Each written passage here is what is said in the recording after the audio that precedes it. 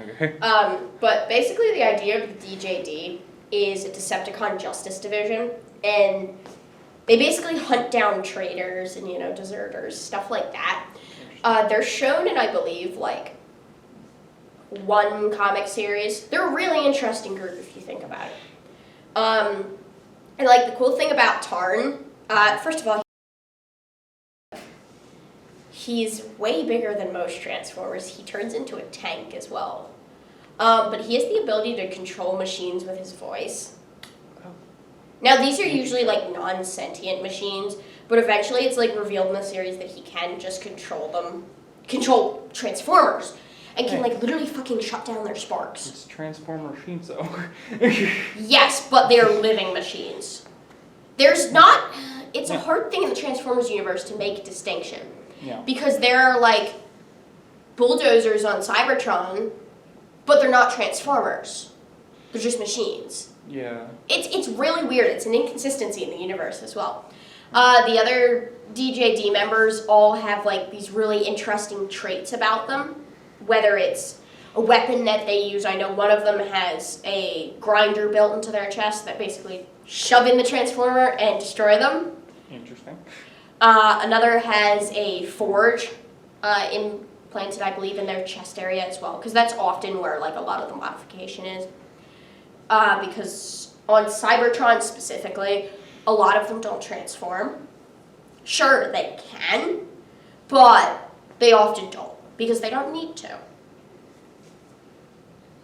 Another mini rant about the Transformers universe is the distinction between some ships are giant Transformers, like Trypticon, which is the Decepticon warship, Omega Supreme, who is the Autobot base in some series, not in all of them. But then there's other ships that are also on a massive scale, but are not Transformers at all. It's one of those really weird, moments where you're playing a guessing game of whether or not, this is going to be a plot point. They're going to reveal this thing's a fucking giant Transformer or not. Is this massive machine sentient or not? Yeah, is this massive machine that I am literally walking around inside sentient or not? Interesting. It's hilarious. Because half the time, they never tell you, but it's implied that it might be. And then the other half of the time, they actually do tell you, and then usually it is. The thing with Trypticon, specifically in the Transformers Prime series, is we never actually see it transform. It is stasis locked into its ship mode. So it is sentient, but Well, never transforms. Never transforms and eventually gets put out of sentience again. So it dies. No, basically it's brain dead. So it dies. Brain It dead, still but not use its dead. Body. Brain dead, but not dead, because Transformers can be brain dead, but not their spark. They're walking on a dead body. Yeah, pretty much. The Decepticon warship is a dead or comatose body. Depends on how you read it. There are some really just screwed up things in the Transformers universe. Seriously. That when you get into the Transformers universe, you have to be ready for trauma from this sort of stuff. Jesus Christ. It's funny. Is it? Trauma.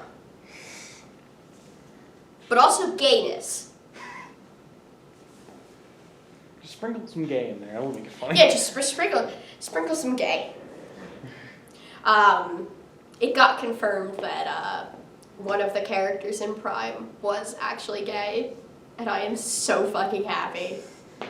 The other ones that I wish were confirmed were gay were these fucking idiots. Because the entire fandom ships them. Oh my god, a hunk of metal's gay. Oh, the other weird thing about the Transformers universe is technically they're all intersex. They all have both parts. I would think they have none parts, because they're a robot, but it's okay. I did not design this series. It depends on the series, though. Sometimes there are made distinctions between the two different genders, or three. Depends on the thing. Some bots don't really have a gender. How do Transformers reproduce? Depends on the series. Do you really want to get into that while the camera's rolling? Okay, in all genuine, like, answering your question, there are Transformers universes where you can have a Sparkling, which is basically a kid. Mpreg is technically canon to the Transformers universe. Interesting. But there are other versions where Primus, who's basically like their god, just creates Transformers via the well of all sparks. Interesting. It really does depend on the series. And in some series, Transformers were built by another race. Like, I believe in the original series, they were built by the Quintessons. Just a small stroke there. I've been talking for long enough that I'm bound to have a small stroke. It's been 6 minutes.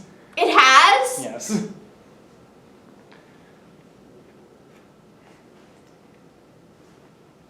Also, class ends in like 15 minutes. Okay. Shut up. Jeez,